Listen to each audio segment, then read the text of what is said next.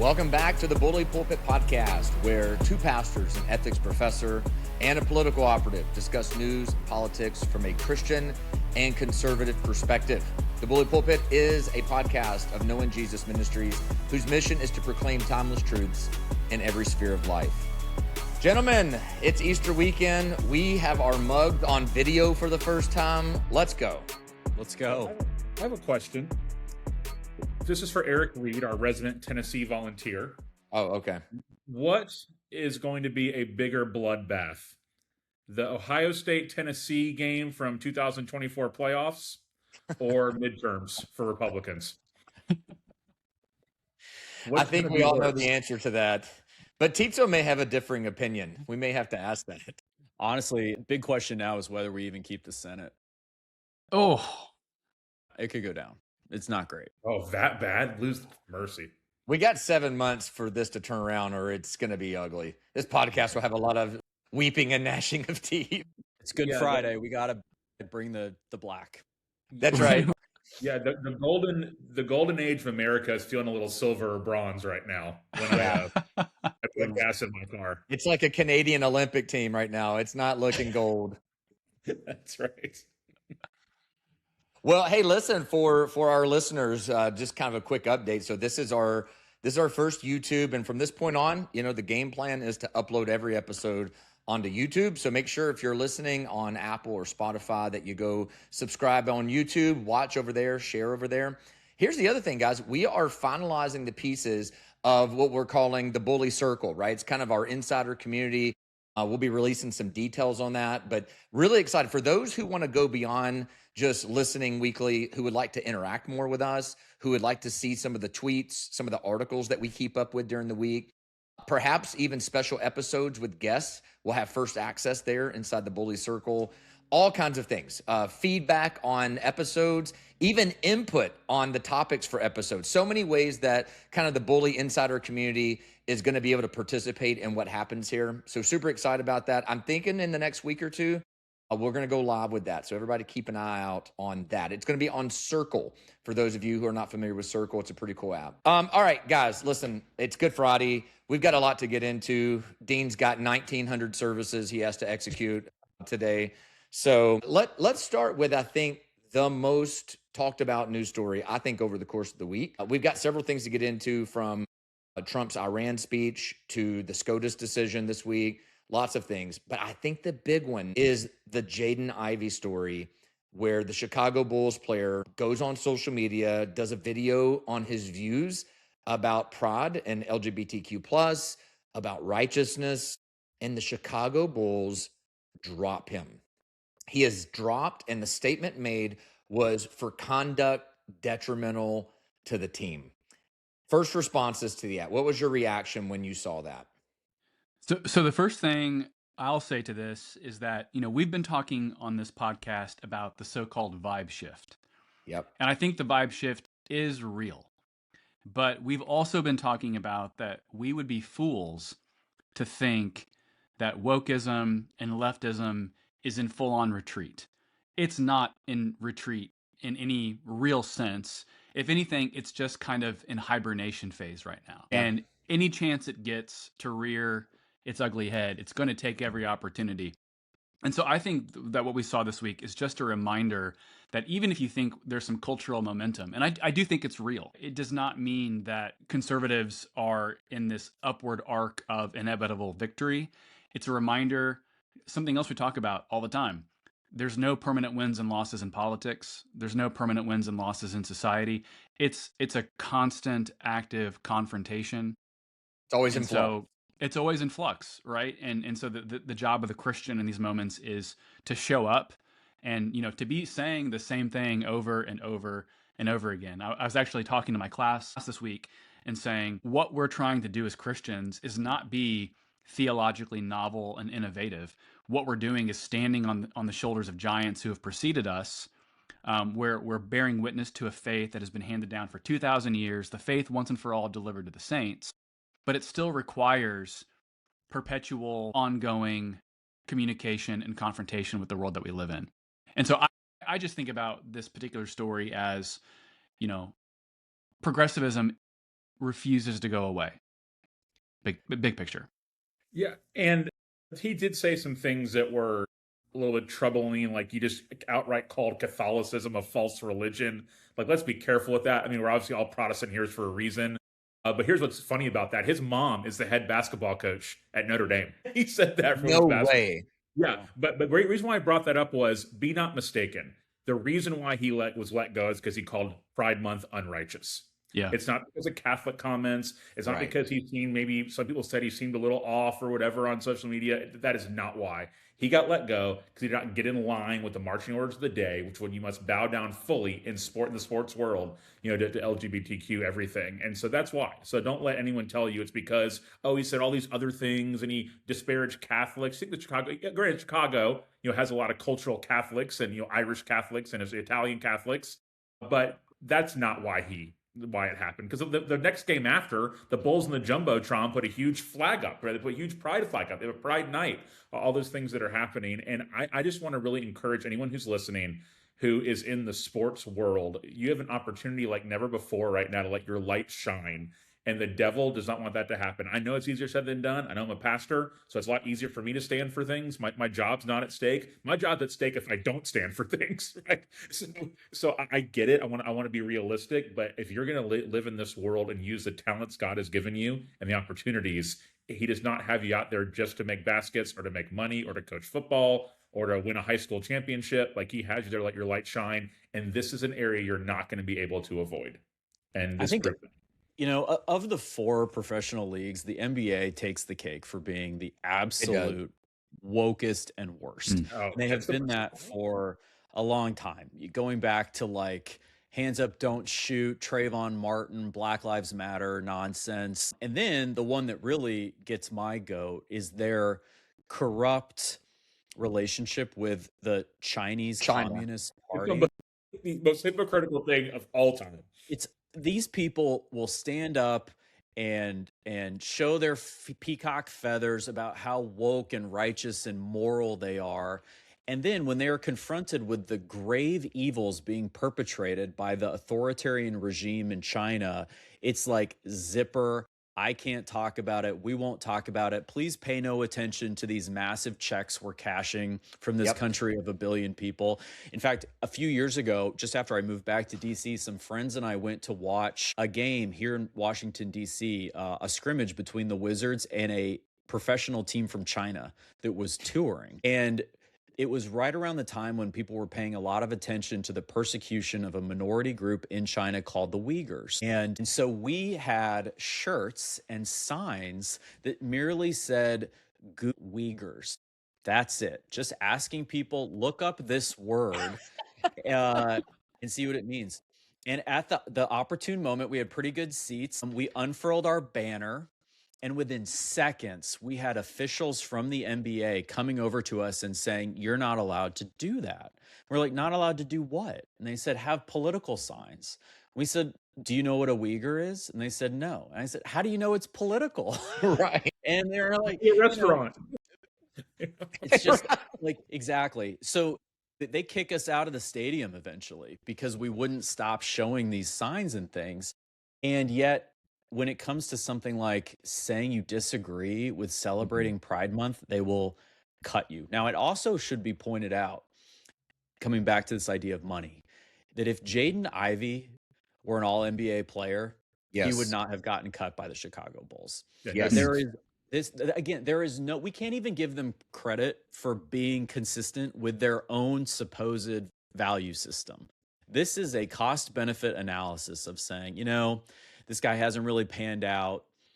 We're a losing basketball team. He's not a winning basketball player for our team. And he's causing us these PR headaches. Let's just preen and take advantage of the moment. And he called out Steph Curry's supposed faith. I saw that too. Yeah. It seems like Curry does. I mean, it seems like Curry does have faith, but it does. But Curry and his wife have been. They've been pretty pro LGBTQ. Yeah, absolutely. And what's hard is a lot of those guys just don't have someone in their life who is speaking into that. A lot of the pastors around them are fanboys. Yep. You know, that they just more want to be their buddy or just kind of pray with them before the game, or you know that kind of be entourage. You know, that kind of idea.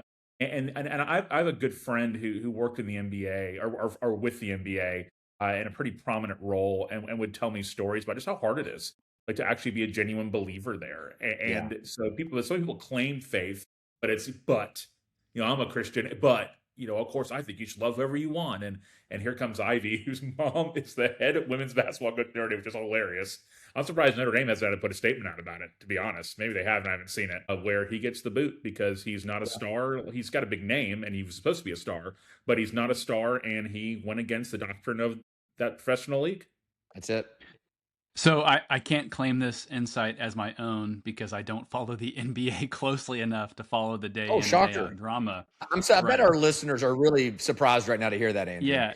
So someone made the observation on X that if you're an NBA player who has a DUI, who engages in sex abuse, Rape charges. you impregnate women at will, that's totally fine, guys.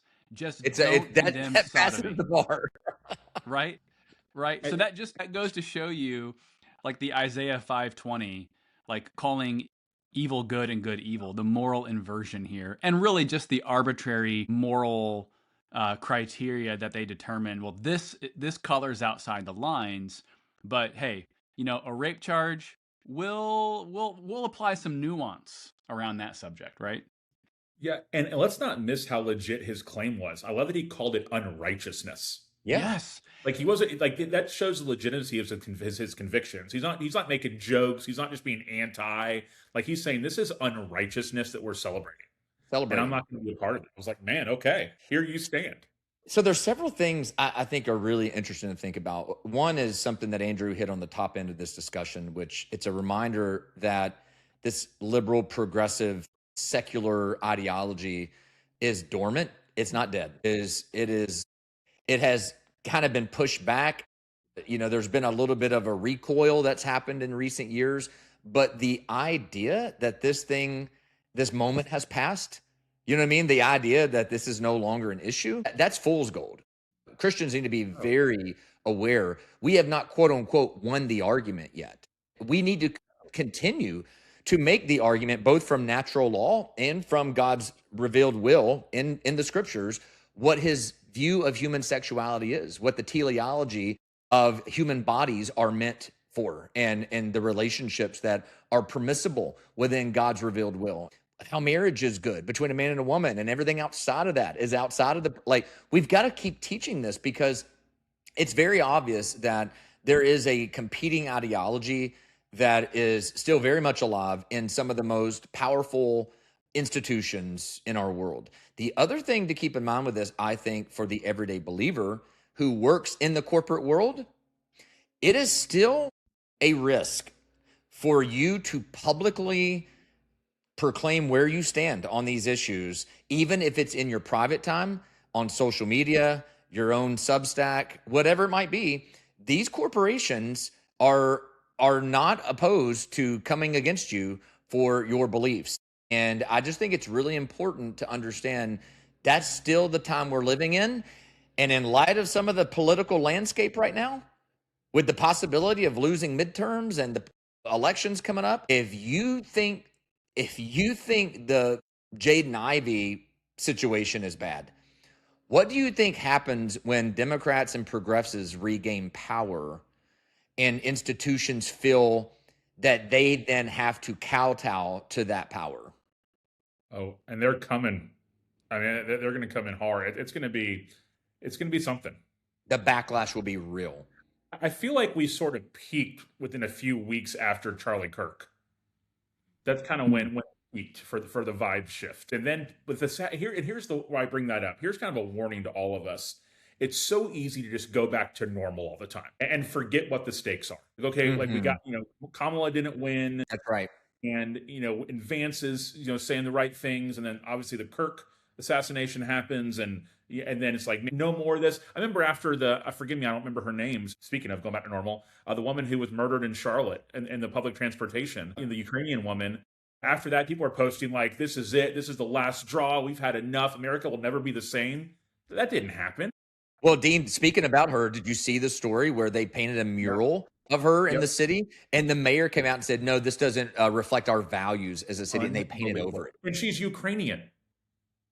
Like the mayor probably has a flag outside of his house, and in his You know your bio. neighbor does, yeah.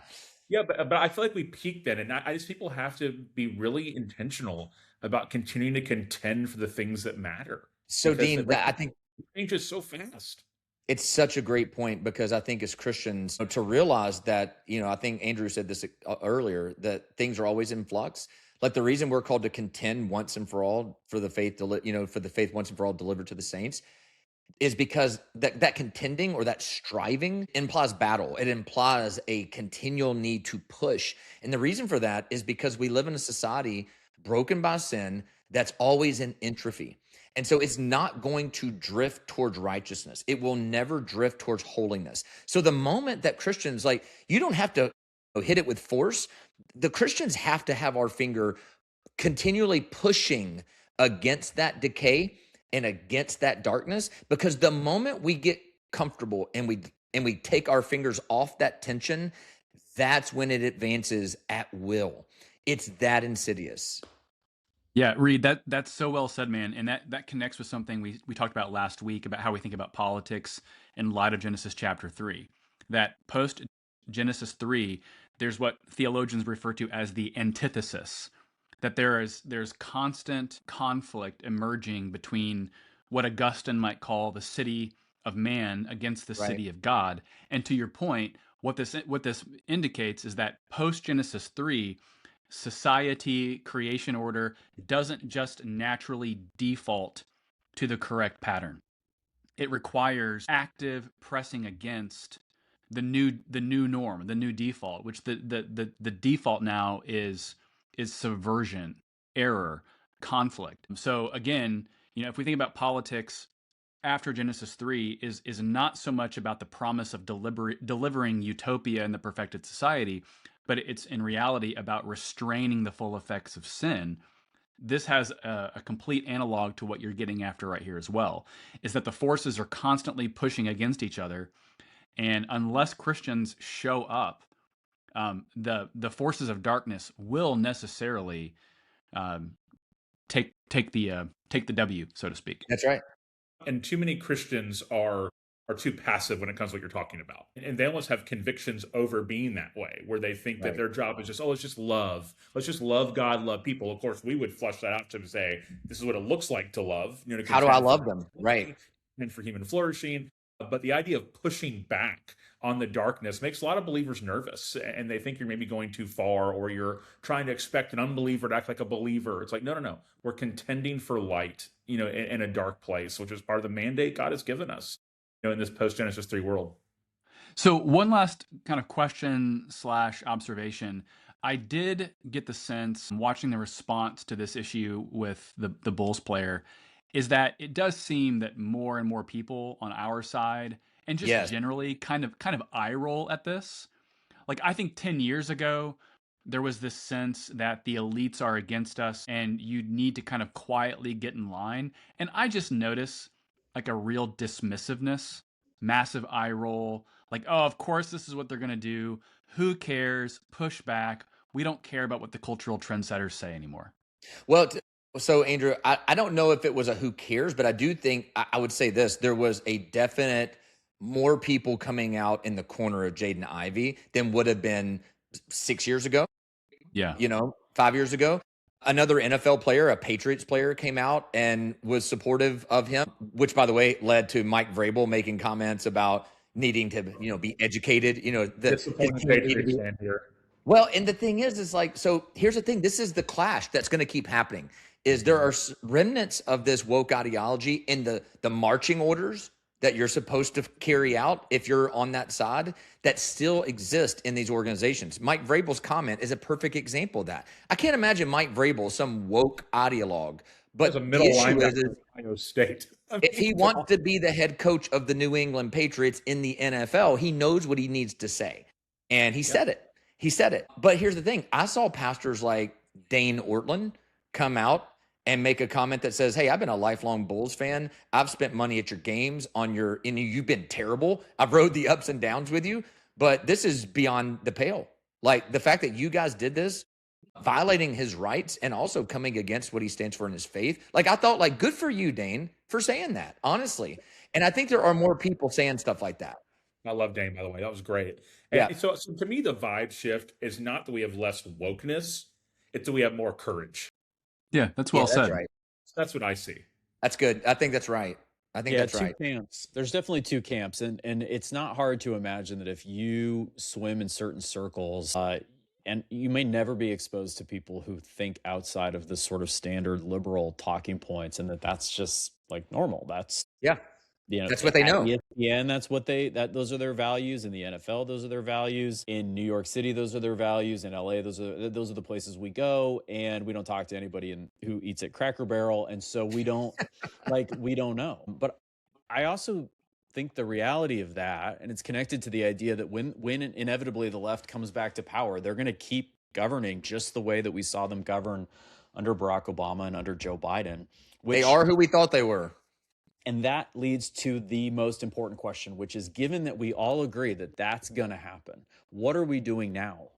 Right. To prepare? What are we doing right now to prepare? And it gets to the nut of so many of the debates that we've had on this show about what politics ought to look like today in light of the reality of the assault that the left has perpetrated and will continue to perpetrate against America and its values. Can't just, in my view, continue to do the same stuff that we did for the last 50 years in light of a new and different foe who's willing to do new and different things and will again. And that's why I'm willing to question things like, whether our approach to First Amendment jurisprudence is sufficient, or whether we need to rethink the role of the executive and his power when it comes to things like the federal bureaucracy. I just think now is the time, because of this, that we're talking about right now. So something, Tietzel, that I think is interesting that you bring up, and the point should be pressed a little bit, which is there are two camps. I think a lot of us assume that many of the people who are spouting woke ideology are sort of doing it under constraint, as if that's not what they really believe. And we forget, no, dude, there have been people catechized and discipled in this ideology for decades now. So when you see people acting out of this, they're not wearing a costume. This is what they believe. Yeah. And you might see it as incoherent. You might, as a worldview, go, I can't make sense of this. But here's the deal. They really believe this, which is why you understand they're going to govern from that worldview when they get back in power. So on that note, Reed, I have a friend of mine who's a law professor. We're kind of an odd couple when it comes to friendships. He's extremely far left. I'm definitely not far left. And we find ourselves having 2 hour long it depends on who you ask. Right.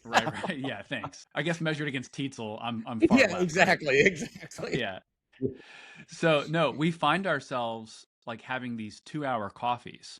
And let me back up and say, we genuinely like each other. We genuinely respect each other. There's real intellectual dialogue that takes place.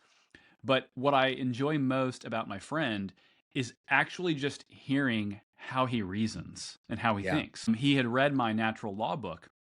And in the beginning of the book, I talk about Ellen Page, the actress who became Elliot Page. Yeah. By the way, still a woman. Let's be very clear about that. That's right. And I talked about in the very beginning, effectively, how, just because someone gets to name a new reality, that doesn't mean that we're called to affirm that reality. And so I was using, I believe, feminine pronouns in this section of the book. And my friend says, hey, I was reading your book. And he goes, I just think you're mean. I just think you're kind of cruel in what you wrote. Because you won't use Elliot's pronouns. Pronoun hospitality, I think they call it. And I said, well, I can understand why you think I'm being rude. And I said, I'm not trying to intentionally inflict trauma on someone. I really do have everyone's best interests at heart at the level of my motivation. I said, but I have to correlate the respect for someone at the level of their individuality with the reality that there is reality and there is objectivity. Yeah. And individuality needs to align with objectivity. And so I don't think what I'm doing is cruel, but I see why you think that it is. And my friend just doesn't have a response because the primary mode of moral discourse is, well, you just want to placate someone's emotional state. Right. You want to make them feel affirmed according to their perception of what they think it means to be affirmed.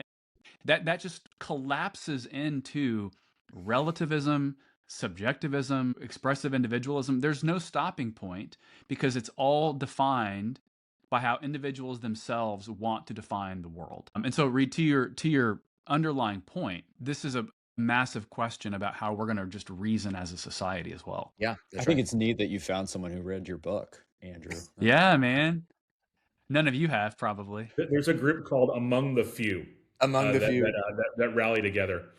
We actually have our own little circle community, and there's like 3 people in it. Yeah. They all wear bow ties as well. That's right. But embracing someone's delusion is not loving them, right? I've got a dance dad friend who's liberal, and we have good discussions. Like, he works in corporate America. He embraces. Yeah, do Yeah. you guys call each other dance dads? Is that a Yeah, we thing? got shirts and everything, man. Gracious. And he works in corporate America. He's embraced all the DEI stuff, but I mean, he knows I'm a pastor. He knows I'm very conservative. He knows I'm on this podcast, right? And so we have really great conversations. But the example that I gave him in talking about this, in terms of like using pronouns for people in the workplace, I just said, listen, what I tell people in my church to do is to try to call them by their name, avoid pronouns altogether. Like, so long as peace depends on you, right? Try to live at peace with all men. So, you're not trying to like stick your finger in the wound and provoke. I said, but I tell them, you don't have to give in to people's delusions in order to love them and be kind and respectful. And this is the analogy I gave him because he has a daughter that's my daughter's age. And I said, what if your daughter, who's 15, worked at Starbucks and she had a repeat customer that came in all the time? And this gentleman who would come in would make his order. And your daughter, because this is what they do at Starbucks, put his name and a smiley face on the cup. And he started to take from that some idea that she was in love with him. And he started creating in his mind this storyline, this narrative of she's infatuated with me. And then he starts to fall in love with her over the course of months of going in day after day to get a Starbucks. And maybe even she learns his name and she's like, hey, what's going on, Bill? And there's the heart and the smiley face again. What if Bill, fictional Bill, shows up on your doorstep one day, knocks on the door and says, hey, I'm here to get your daughter. I'm in love with her. And I think she loves me too. And we're going to go away together. I said, does love and respect demand that you embrace his delusion in that moment? Should you call for your daughter and send her out? Because after all, you don't want to hurt this guy's feelings and you don't want to burst his reality bubble. Is that what you would do? I think the answer is a very clear no. You wouldn't do that because you would understand he's living in a reality of his own making. It's not in alignment with objective reality. And you would not be loving him or your daughter to send her out. In the same way, it's no different when you embrace everybody else's delusions and you force everyone else to conform to it. And he didn't have an answer. I didn't like win him over to go, no, you're right. But he understood the logic of his view could not be extrapolated out to be consistent. That's what he realized. And I think Christians have to help people see that stuff. Well, I completely agree with that. And then I'm going to also disagree in part because you can point out inconsistencies in other people's thinking and they will not care. They don't. They will not care.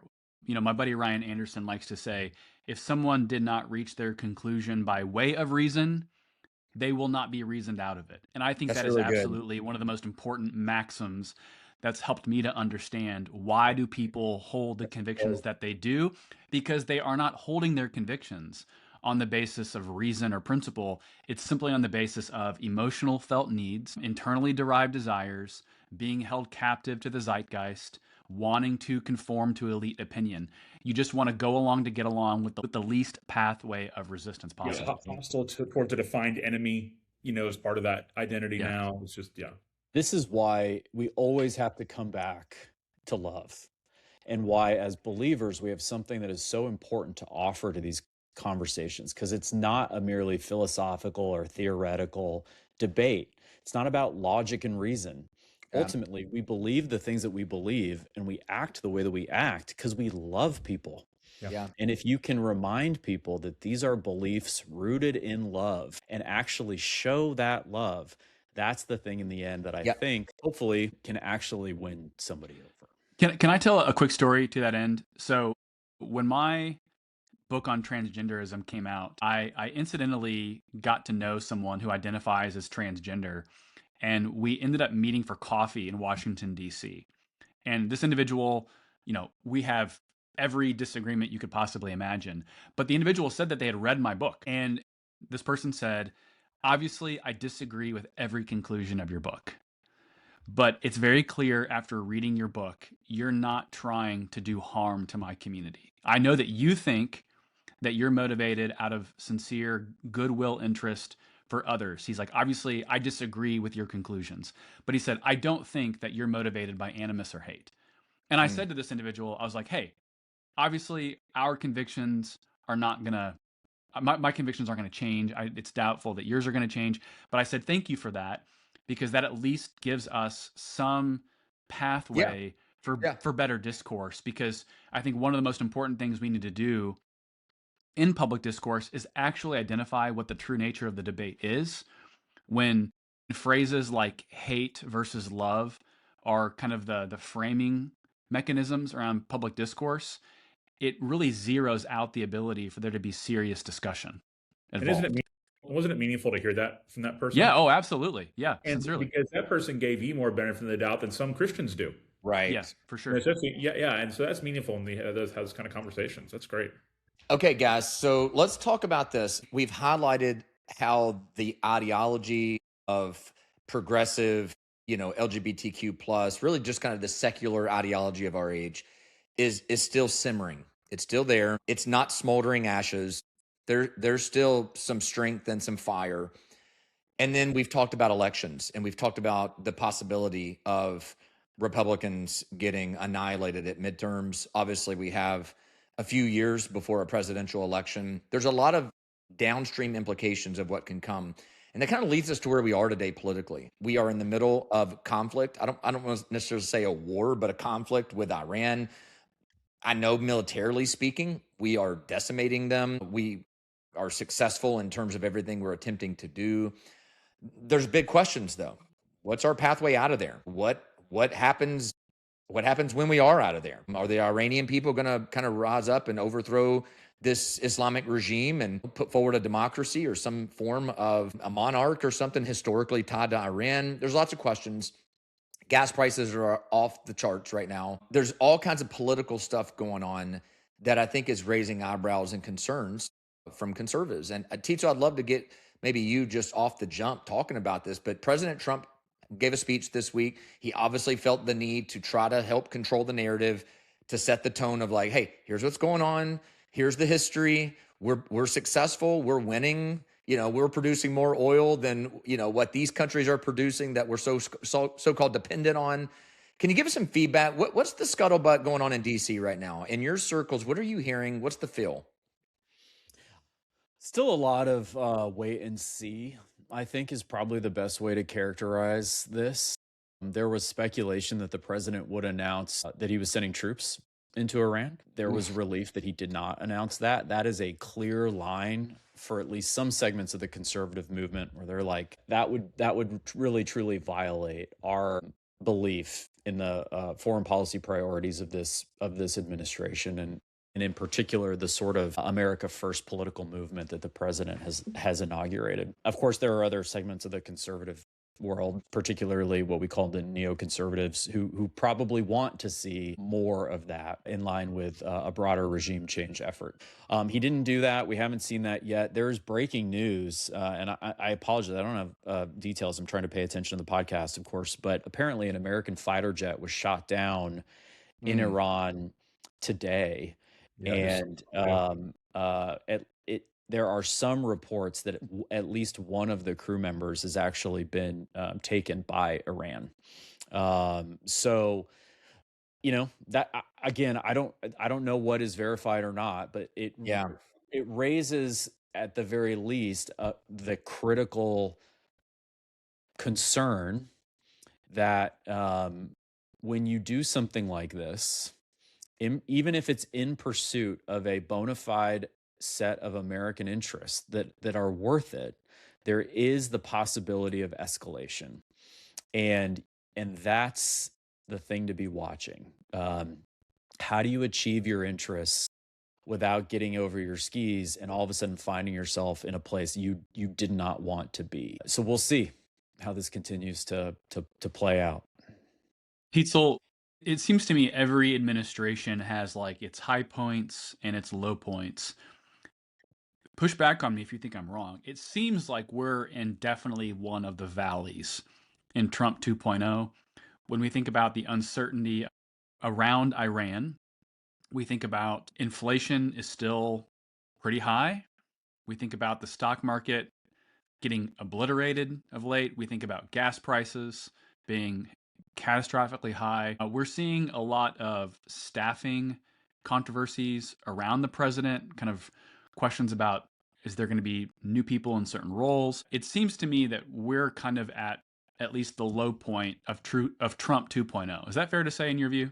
No, I don't think it is fair to say, Okay. to be honest. Okay. And I'll just push back on a couple of things. One year ago today, I just pulled it up. The stock market was at below 40,000.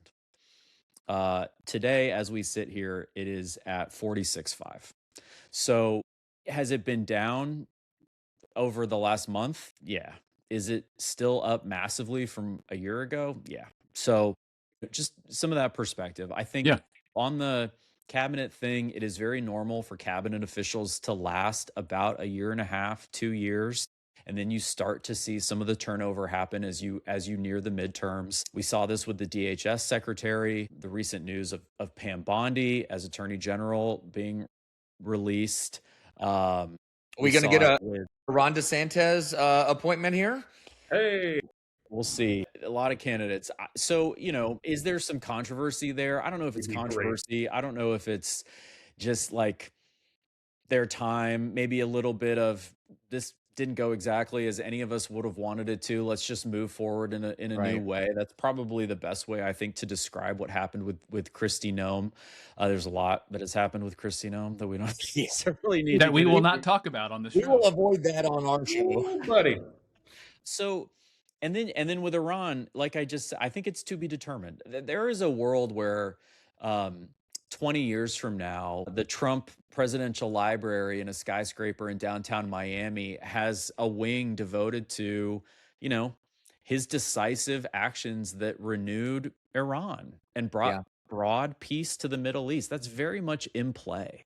And security to so many nations around them, in threat of Yes. their ballistic Right. missile That's right. capability. That's right. Yeah. So, we'll see. I definitely think going into the midterms, looking at polls and expectations, we're going to get shellacked. But I would remind people, I feel like I've said it over and over again in this context and others, every incumbent administration gets shellacked in the midterms. It is a historical fact. The odd thing, the unexpected thing would be not to get shellacked in a midterm like It's this. easy to So, forget that. Similar Yeah. to the war now. People act like it's Vietnam. We're 5 weeks in. Right. yeah. Right. Well, here's the deal. Because the left has been looking for every opportunity to take their pop shots, and this is a silver platter. I mean, let's just be honest. It's ducks in a pond. You know what I mean? So, well, let's do this. Let's move into everybody's favorite segment. What caught my eye? It's Easter weekend, boys. It's awesome. It's awesome to have conversations about this that can also feel discouraging at times. Like, it's discouraging to see the Bulls, can a Christian. It's discouraging to think like politically conservatives are about to get routed by the wokest, Democratic Party that's ever existed. But Jesus is king. He died on the cross. He rose from the dead. We have hope. We win. Like we're in the ongoing battle in Europe and in the islands of Japan, but we've already landed in Normandy. The battle is won, and the victory is just so many years out, but it's in hand. And I think that's the greatest thing for us as Christians to remember this Easter weekend. Amen. Sinners can be saved. Broken people can be made whole. The outcast can be brought inside. And the nations ultimately will come into the city of God and pay homage to the King. That's all reality because of Jesus. Can I Amen. ask? Can I make a very irreverent question towards the mayor here? After, Yo, especially after Reed's just beautiful little devotional right there, Dean. Like Easter weekend, do you have to buy like an industrial sized like smoke machine? I don't know what you want to call it, but like how do you prepare the smoke machines, the fog machines for this kind of culminating set of services we're going to have? yeah. So, since Jesus is alive, we do this horrible thing called try to reach as many people as possible. And so we go to Florida State's basketball arena, and it's quite the undertaking, man. So there is a lot of stuff that is required, and it's a pretty neat thing we get a chance to be a part of. So hey, I remember back in 2007, people used to say "haters gonna hate." Bring that back real quick. Haters gonna Haters hate. gonna hate. And we got some Good Friday services tonight, which we're looking forward to, and then we'll go all out on Easter Sunday. And but you know what? The bros that demand only one worship service, one assembly they call it, and make a big deal about that. Like if a church has, for our listeners, if a church has like multiple services, like that's bad, like in their convictions. We're doing only one service because it's in the basketball arena. Man, all Just right. We are not. I've got 7 this weekend. Look at You have us. 7 services. Wow. Yeah, I've got 2 tonight, 1 tomorrow, 4 on Sunday. I just want to point out that I know who said haters gonna hate, and I want to acknowledge Dean quoting Taylor Swift, Travis Kelce's girlfriend. There you go. Go Chiefs. Haters gonna hate. Ainers gonna hate. End of all time after Gronk. All right, Dean, give us your what caught my eye. Yeah, so my buddy Luke sent me this, and it is Good Friday as we're recording. So I wanted to read it to you, what he sent me. Also, we're moving into our new building the Sunday after Easter. So I will have a new background and a new, I'm in temporary, like in between offices right now, all that kind of stuff. So pray for us, listeners. Easter, new building, really important couple weeks for our church. So my buddy Luke sent me this from our favorite mayor in New York City, who put this out for Good Friday. Today on Good Friday, we mark a day of sacrifice. Some New Yorkers will abstain from eating. Others will spend hours without speaking. Faith, the Bible tells us, is belief in the things unseen. That belief is what will guide so many of our neighbors in solemn reflection. Thanks, Mayor. Happy Good Friday to you too. He said It's a the lot, most- I said nothing. Who doesn't? Then he said, "Wish all those observing Good Friday a blessed day of peace." Okay, thanks. Is not eating or speaking on Good Friday a thing that people do? Some people, Fasting in solitude. Yeah. yeah, but like, is that not just a perfect example of the hollowing out of Christian is. faith? Yeah. Like to not even say the name Jesus. Of course, he's a Muslim. Can't say Let's Jesus. remember that. Yeah. Yeah. So what are you wishing people on Good Friday? If anything, just write "Happy Good Friday, everybody." Or something like that. Just that made me laugh. Happy Easter Bunny Eve is what he should have said. Well, remember 2 Easters ago we had the Trans Day of Visibility. We did. That's right. That's right. So happy 2-year anniversary of Trans Day of Visibility. There you go. Teets, what about you? What caught your eye? Well, just an update on a topic that we have previously talked about on this podcast. Earlier this week, the Supreme Court heard oral arguments in a case over the constitutionality of Donald Trump's EO on birthright citizenship. This is a really important, fundamental question that brings up major questions related to who we are as a people, to the Constitution, to the history of our nation. Donald Trump actually became, if I have this right, the first sitting president to attend oral arguments at the Supreme Court in this case. It was argued by Solicitor General of the United States, John Sauer. And I think that after listening to it, I would join most of those who listened in saying that a majority of justices seemed pretty skeptical of the arguments that the Solicitor General was making on behalf of the Trump administration. And it would not be a surprise if they ultimately deem that the sort of standard boilerplate, plain face reading of, in particular, the 14th Amendment to the Constitution does mean that any person who is born in the United States is automatically conferred U.S. citizenship, with a couple of exceptions that are specifically listed in that amendment, like the children of foreign ambassadors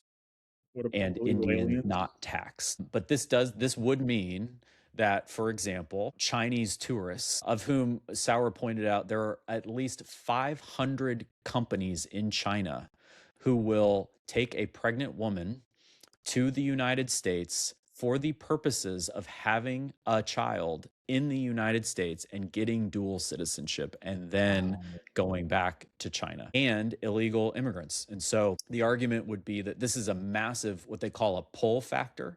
So if you're asking yourself, why do so many people come to the United States? There's lots of answers to that question. One major answer is that parents know if they can get to the US, even illegally, and have a child, that child gets to stay because they are an American citizen. And that's And then major the left driver is of going to our pull your crisis. heartstrings and say you can't separate the illegal parents from that child. Have we heard that before? Is that an argument that we've heard? Yeah. So it's a big deal, and there are, I think, very persuasive arguments, including many that we wrote at the Center for Renewing America and published in Chronicles magazine, that there is an alternative understanding of this. There's a particular phrase in the 14th Amendment, subject to the jurisdiction thereof.